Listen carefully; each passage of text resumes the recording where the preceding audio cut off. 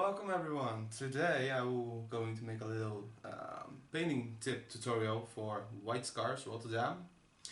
Today as you can see, this model is already being painted so far as the tutorial will go.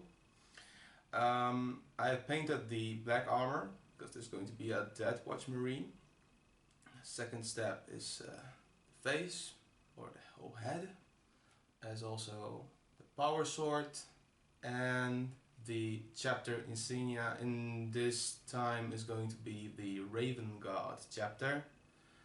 I hope you will like this one, and hopefully if you want any other ideas, any other tips, what you would like to see in the future, let us know and we will possibly make a new one soon.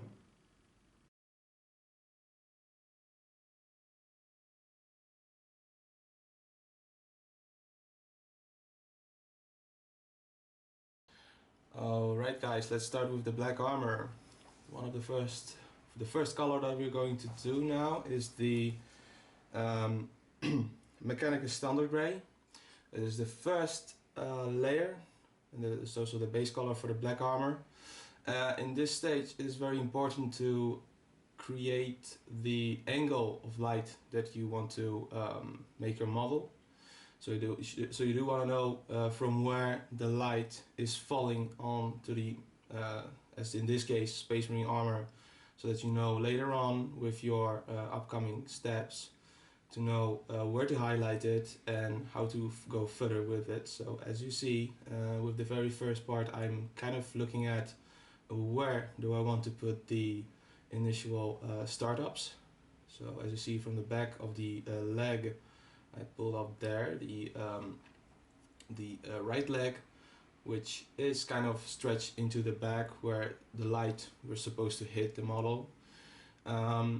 You will definitely, if you look online on the many different channels and different painters, they will show you different kind of painting quality of how you should do the light source.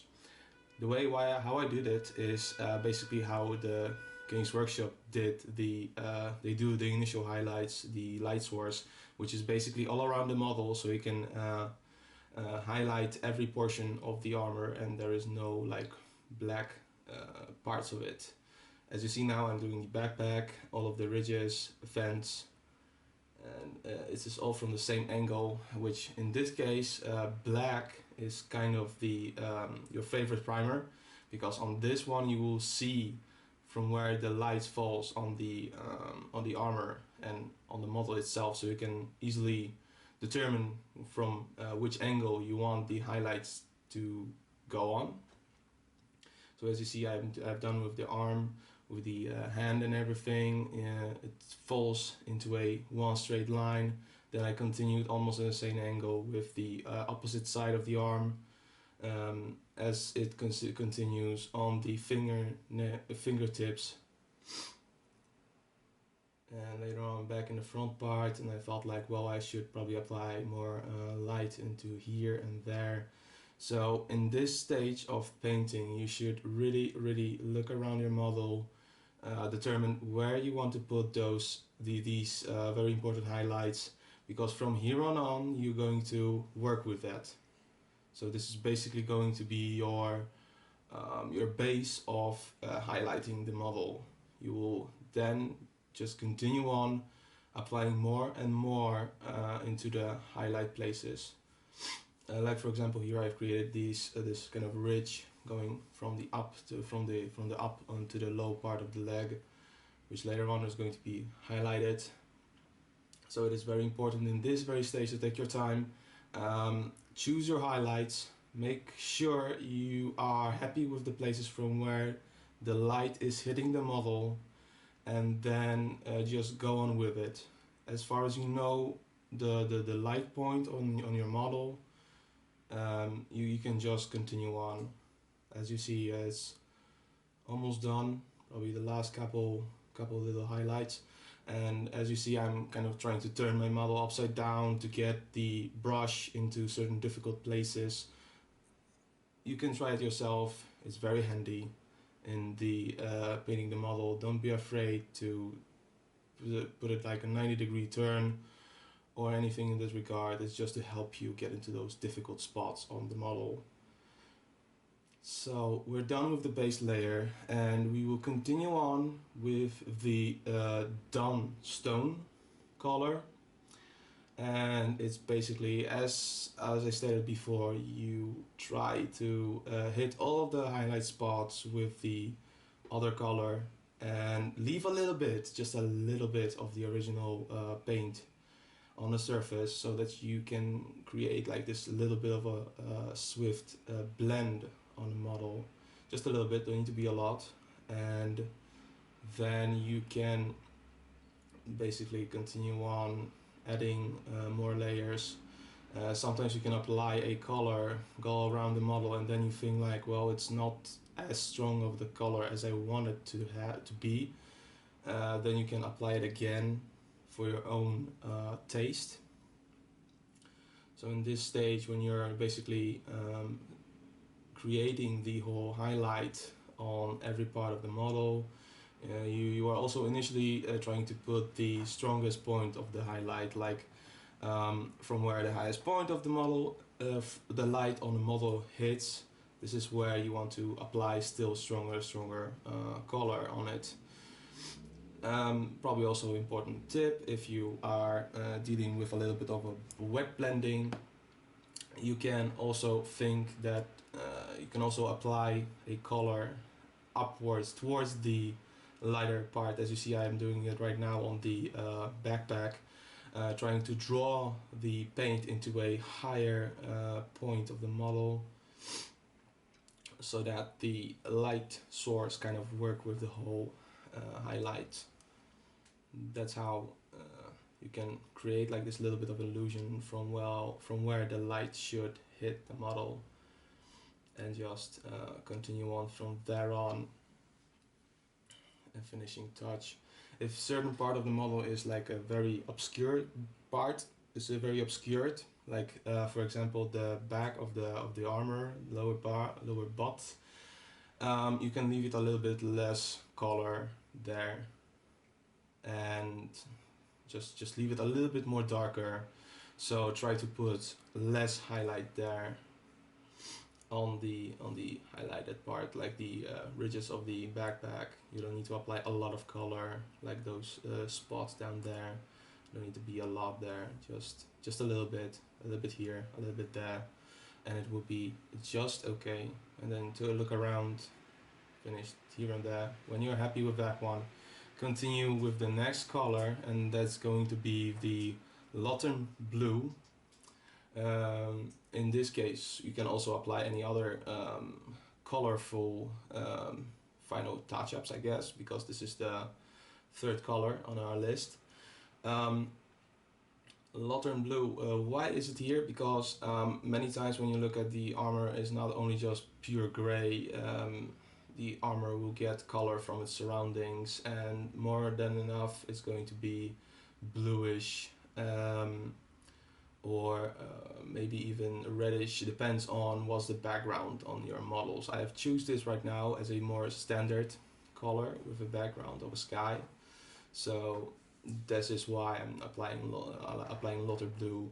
If you want to experiment with like green or red or maybe pink, yellow, just go on. It will just exchange this color with the with a edge color, like for example Dorn's yellow, or a lilac color. You can try it up. Maybe for certain other power armors or other black surfaces, it might work better than just blue. So it's very mandatory in this case to see that it's just blue, and it's just continuing on, filling all the steps, all of the places thus far. So just do your job, leave a little bit of the former colors on the model, keep on with the highlight, with the light spot, and soon you will just continue on to the next part of it. And even on the smallest spots, like the backpack vents, you can just apply less, and in some cases you can apply more because the ridges are a bit smaller space and the light will be a little bit more focused there. So it's a little bit up to you, but when I do like those little spots like on the like on a backpack, I basically apply a little bit more to make it a little bit brighter, and then later on I will fill it up with the white color. Alright, basically almost done with the Rotterdam blue. As I will continue on, almost just last bit spots, yes, and then I will continue with the Pale Witch Flesh. And Pale Witch Flesh will be our final highlight on the model, which is going to be almost purely white. Why not apply pure white? Because, well, you could apply pure white, but I decided to go with a little bit toned white. Basically, you can always look it up yourself on the black surfaces, that if you apply light on the black surface, it's never going to be a pure white.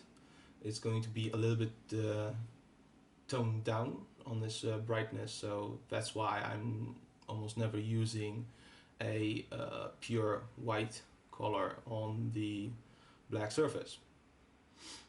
So if you would later on look on the model that's painted with, for instance, Pale Witch Flesh, and the model that's painted with ceramic white or white scars white, you would see a lot of differences in the brightness of the model. In one case it will be kind of more pleasant to the eye, and the other would be a little bit more popping up and creating a little bit too bright of a difference between black and white. So think about that while creating your final touch-ups with the lightest color. And as I said, you just apply the color up to the light source, so it will be creating a very nice blend there. Yes. So it's almost done. Black Armour is almost done. Just final parts, and as I said, try to create your light source, the place from where the light should hit the model, and apply every highlight slowly with the light source.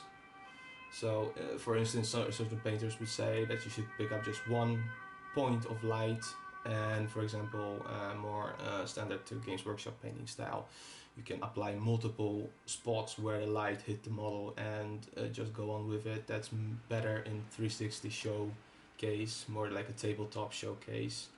So for instance, certain people that will go for a Golden Demon would apply just a one spot from where the light hit the model, and they will paint the whole model with that one light spot. But yeah, the model is almost done. Just final details on the ridges, just to make them pop a little bit. Finishing up, and that's the final part of the Black Armour. Hope you liked it. Hope you learned something new. And if not, well, you can always complain on the comment section.